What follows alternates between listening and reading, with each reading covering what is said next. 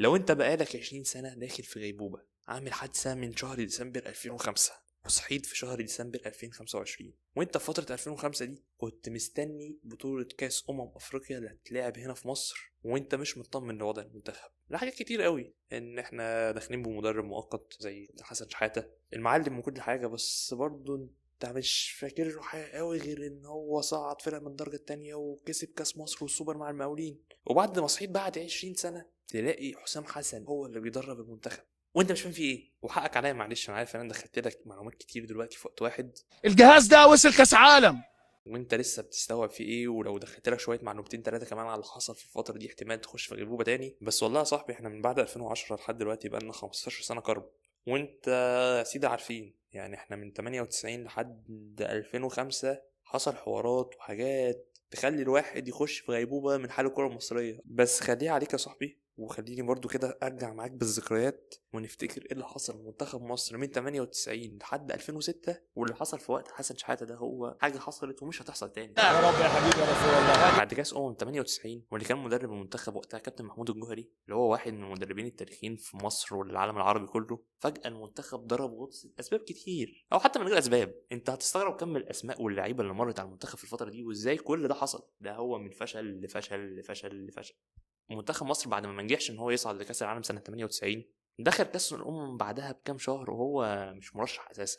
وكمان محمود الجوهري مدرب المنتخب بيأكد ده، لكن المنتخب فاجئ الكل وكسب البطوله، علشان بعد كده في صيف 99 يتلعب كاس القارات في مجموعه فيها بوليفيا والمكسيك والسعوديه ومصر. كاس القارات دي كانت بطوله بتتعمل كده كل 4 سنين قبل كاس العالم علشان يستعدوا ليها، حاجه شبه كاس العرب كده دلوقتي. كرة فيها توفيق وعدم توفيق. دخلنا البطوله عملنا اداء كويس، اتعادلنا اول ماتشين مع بوليفيا والمكسيك، وطبعا انت عارف ان ماتش السعوديه كده كان مضمون، فمصر تخسر 5-1.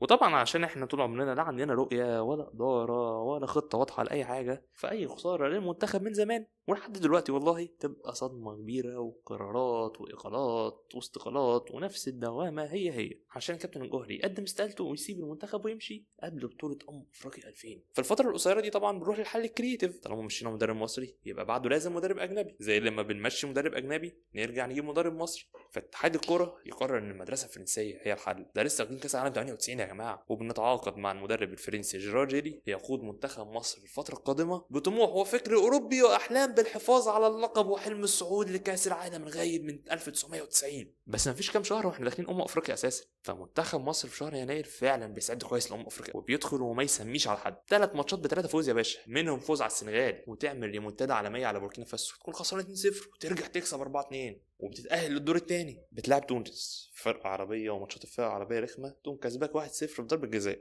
وبتودع حلم الحفاظ على اللقب الأفريقي. وتلاقي بعد الماتش بساعة إلا ربع، ساعة إلا ربع يا مؤمن، خبر إقالة مسيو جيرال جيري علشان نكتشف ان الفكر الفرنسي مش شغال معانا. بعد ما تمشي الراجل تكتشف في تصفيات كاس العالم 2002 وان انت عايز تصعد لكاس العالم ومفيش وقت، بس انا عايز حلم جديد وطموح جديد، فترجع تدور على مدرب مصري شاب، مدرب وطني، مدرب عنده خبرات، مدرب صعد بيك كاس العالم قبل كده، مدرب كسب معاك كاس افريقيا قبل كده، مدرب كسب بطولات مع الاهلي، مدرب كسب بطولات مع الزمالك، فهو طبعا كابتن محمود الجوهري. واحقاقا الحق احنا الفتره دي ما كناش بنجيب مدرب اجنبي وبعديه مصري، احنا كده كده ما بين كل مدرب ومدرب نقول لكابتن محمود الجوهري تعالى الحقنا يا جوهري. وشالوا جيلي وحطوا الجوهري.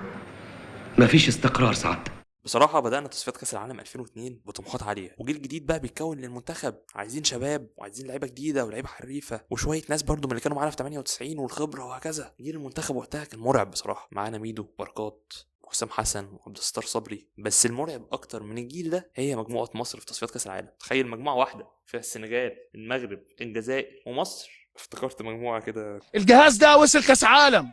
وكعادة منتخب مصر في تصفيات كاس العالم بتفرق معانا على حاجات بسيطة قوي قوي قوي قوي. المجموعة دي كان كله بيطحن في كله، وده كان شكل ترتيب المجموعة في الآخر، وانت فاهم الوضع كان عامل ازاي وقتها. وبنفشل في التأهل لكاس العالم للمرة الثالثة على التوالي، بس مش مشكلة، عندنا كاس نعوض فيها ونصالح بيها جمهورنا. احنا اثبتنا ان احنا منتخب قوي في تصفيات كاس العالم، بس الحظ ما ساعدناش، وبنروح كاس 2002 وبنخسر من الكاميرون في دور الثمانية علشان منتخب مصر يودع افريقيا 2002 ونودع كابتن محمود الجوهري للمرة الأخيرة كمدرب لمنتخب مصر. وفي سابقة ما بتحصلش كتير في إدارة الكرة المصرية، بتمشي مدرب مصري وبتجيب مدرب مصري بعده. يا سلام على الكرياتيفيتي. بعد ما مشينا محمود الجوهري قررنا التعاقد مع الكابتن محسن صالح، محسن صالح جه بعد ما حقق فتره وطفره تاريخيه مع النادي الاسماعيلي، قدر ياخد الدوري، نافس على افريقيا، وعمل جيل ذهبي للاسماعيلي. فتره منتخب مصر مع محسن صالح كانت غريبه، كان في صدامات كتير مع الاداره وساعات مع الجمهور، ربنا يستر وتعدي على خير. صعدنا لكاس الامم بصعوبه ولعبنا ماتش ودي وخسرنا فيه من فرنسا 5-0. فكاب محسن صالح يقدم استقالته وبعدين يقول عقدي مستمر، طالما اتأهلت لكاس الامم فانا عادي مكمل، وكمان لو وصلت نص نهائي كاس الامم هكمل في تصفيات كاس العالم. سبحان الله، كرياتيفيتي حتى في العقود. ودخلنا كاس الامم 2004، بس المره دي ما خرجناش من دور الثمانيه، خرجنا من دور المجموعات. وبيستقيل محسن صالح وترجع ريما لعادتها القديمه والمدرب الاجنبي هو الحل. فاحنا ايه بقى؟ اخر مدرب اجنبي جبناه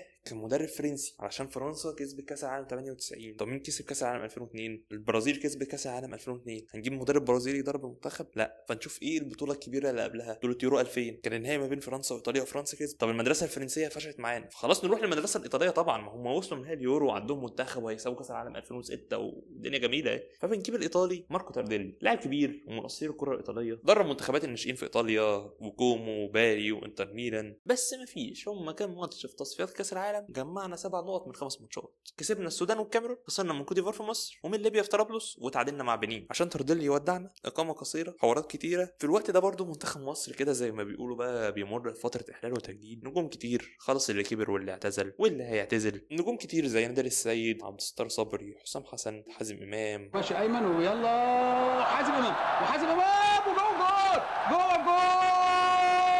يا لعيبه كبير، يا لعيبه كبير يا حازم يا امام. وبيظهر على الساحه النجوم اللي لسه بتبدا زي ابو تريكه، عماد متعب، عمرو زكي، وفي بعض اللعيبه اللي لحقت الجريم مع بعض زي وائل جمعه والحضري وبركات وميدو. وفي الوقت ده احنا بنكتشف ان احنا بعد تصفيات كاس العالم اللي بتخلص دي عندنا كاس افريقيا هنلعبها في ارضنا في مصر. فاللي هو طب احنا مفيش مدرب، هنعمل ايه الحل؟ فدلوقتي دور المدرب المصري. فبنبص كده والله قاعدين في اجتماع فلقينا اسمه قدامنا كده، كابتن حسن شحاته. كابتن حسن شحاته برضه مسيرته التدريبيه فيها نجاحات، ما جاش من دار للنار يعني درب منتخب مصر للشباب وكسب معاهم افريقيا 2003، درب المقاولين العرب وهم في الدرجه الثانيه وكسب معاهم الكاس والسوبر المصري وهم لسه فرقه درجه ثانيه. دي الحاجات اللي ظاهره في مسيره المعلم حسن شحاته قبل التجربتين دول. بس اللي محدش يعرفه، واعتقد اعضاء اتحاد الكوره برضه ما يعرفوش، ان كابتن حسن شحاته قبلهم كان عنده 12 تجربه تدريبيه بره وجوه مصر. فخلاص استقرينا عليه وهيجي يمسك المنتخب بشكل مبدئي لفتره مؤقته، اللي هو تعالى بس الحقنا يا كابتن حسن نعدي التصفيات باي شكل وبعدين نشوفك بقى مدرب عام ولا عضو في اللجنه الفنيه ولا اي حاجه نرضيه بيها. كابتن حسن شحاته بصراحه كان شكله جاي يشتغل بجد. لعب شويه ماتشات وديه كويسه، كسب كوريا الجنوبيه في سيول، كسب بلجيكا في ماتش ودي 4-0،